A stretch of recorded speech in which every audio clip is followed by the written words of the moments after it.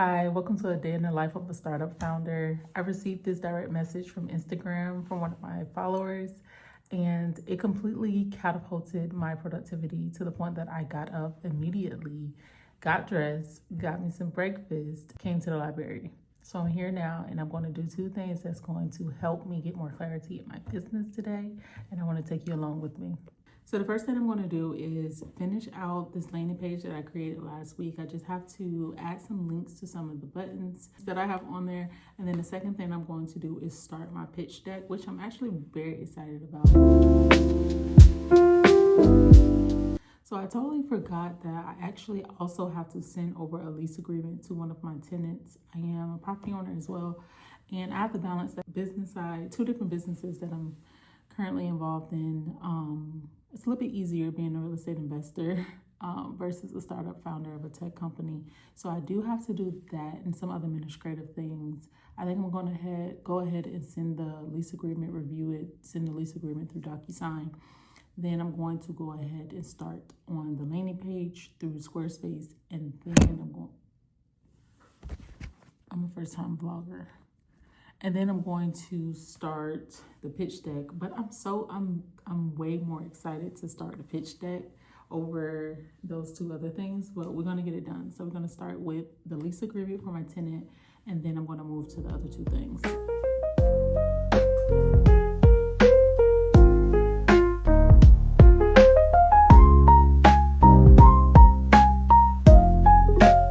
So I have officially finished with the lease agreement, which is a blessing that my tenant wants to stay for another year. All glory goes to God for that. So what I'm going to do right now is just brainstorm on how I want the functionality of this pitch deck to go. I want it to be very simple, straight to the point, and to just give you context on what I'm building. I am building a tech platform for community or neighborhood connection.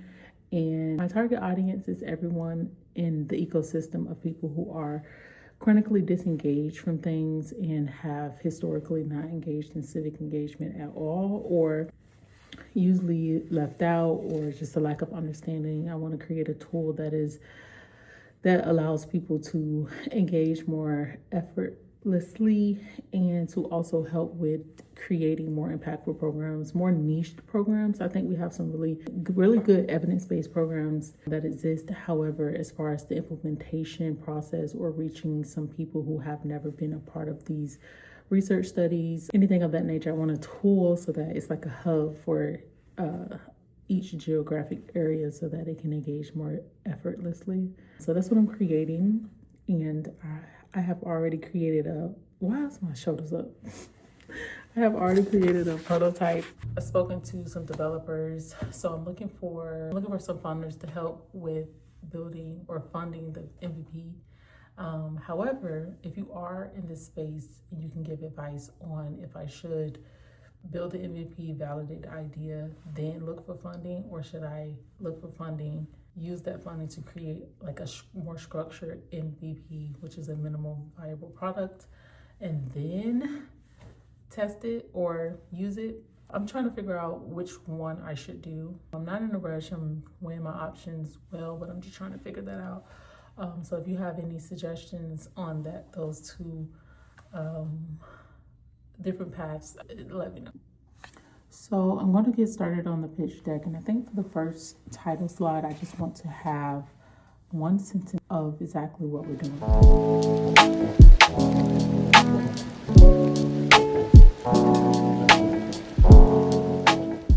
Tell me what you think about this. We make it easier for people across class and background to see the same problem and act and move together. So the first slide is going to be the what or the why. Or no, the first slide is going to be what we're doing. I think the next slide needs to be why is important. So something to help the donor look at the issue and say, okay, I see what you're making, but why do you need to make it? So the next slide needs to like very simply explain that.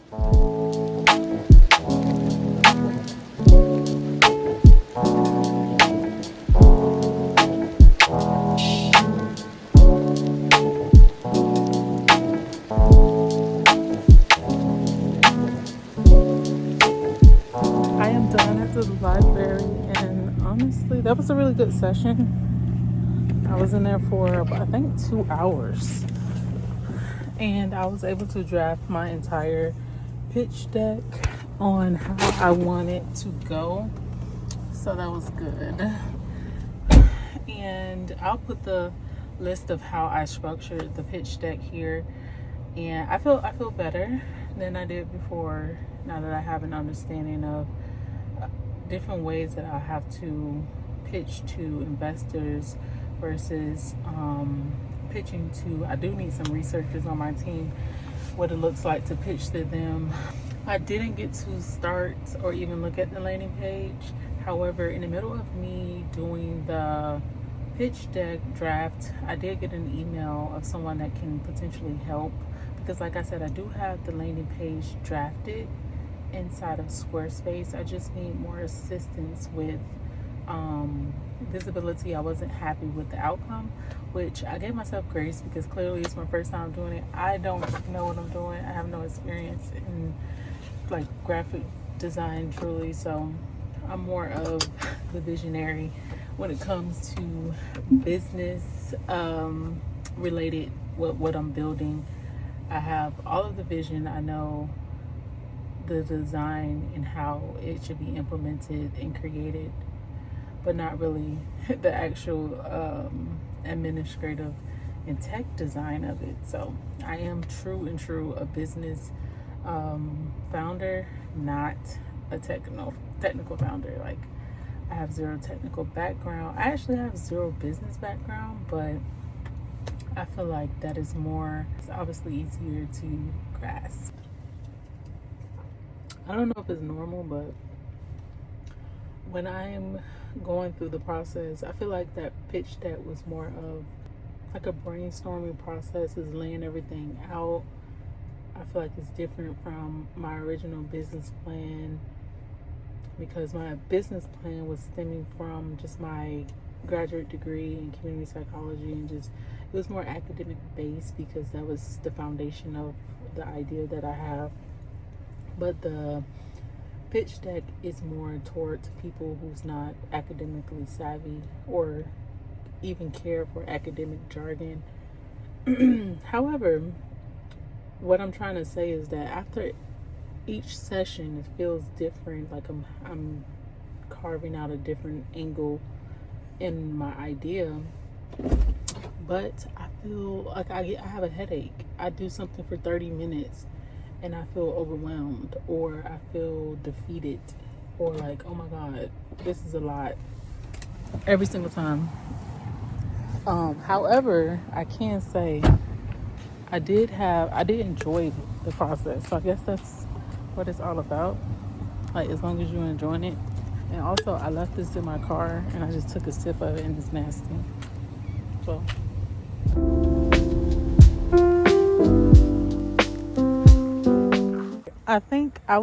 I'm thinking about that question I asked earlier today, which is, should I build a full MVP, then ask for like funding specifically to individual donors, or should I use this pitch deck to pitch the idea with a little bit of feedback from my target audience and see if I can get funding to help build the full MVP?